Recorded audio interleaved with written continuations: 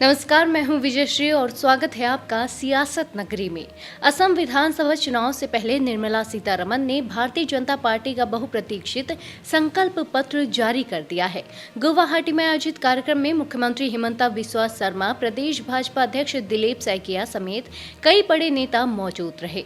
BJP ने अपने इस संकल्प पत्र में विकास, रोजगार, शिक्षा, स्वास्थ्य और असमिया पहचान की सुरक्षा जैसे कई बड़े वादे किए हैं।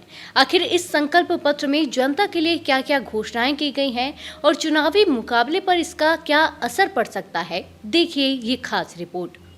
असम विधानसभा चुनाव से पहले गुवाहाटी में बीजेपी ने अपना चुनावी घोषणा पत्र, जिसे पार्टी संकल्प पत्र कहती है, औपचारिक रूप से जारी कर दिया। केंद्रीय वित्त मंत्री निर्मला सीतारमण ने इस संकल्प पत्र को जारी करते हुए कहा कि यह दस्तावेज असम में पिछले एक दशक में हुए बदलाव और भविष्य के विकास के विजन पर आधारित है। कार्यक्रम के दौरान मुख्यमंत्री हिमंता बिस्वा शर्मा, प्रदेश भाजपा अध्यक्ष दिलीप सैकिया और पार्टी के कई वरिष्ठ नेता मंच पर मौजूद रहे। निर्मला सीतारमण ने अपने संबोधन में कांग्रेस पर निशाना साधते हुए कहा कि जिन बदलावों को बीजेपी ने एक दशक में संभव किया, वे काम कांग्रेस 60 वर्षों में भी नहीं कर पाई।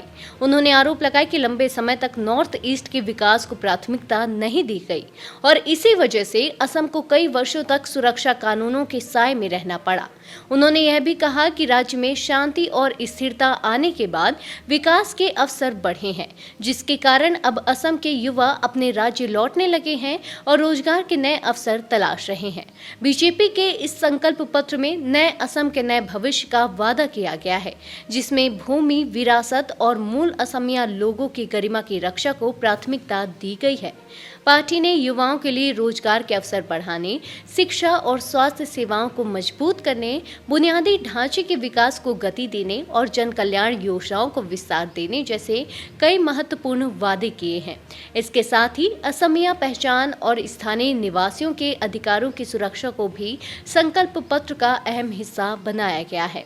चुनावी कार्यक्रम के अनुसार असम के 126 विधानसभा सीटों के लिए एक चरण में 9 अप्रैल को मतदान होगा, जबकि मतगणना 4 मई को की जाएगी। राज्य में इस बार मुख्य मुकाबला बीजेपी और कांग्रेस के बीच माना जा रहा है और ऐसे में यह संकल्प पत्र चुनावी माहौल को और अधिक गर्म करने वाला साबित हो सकता है।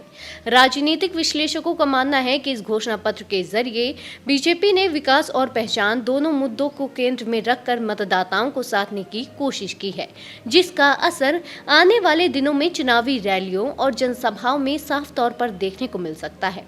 तो असम चुनाव से पहले जारी हुए बीजेपी का यह संकल्प पत्र अब चुनावी बहस का बड़ा मुद्दा बन चुका है।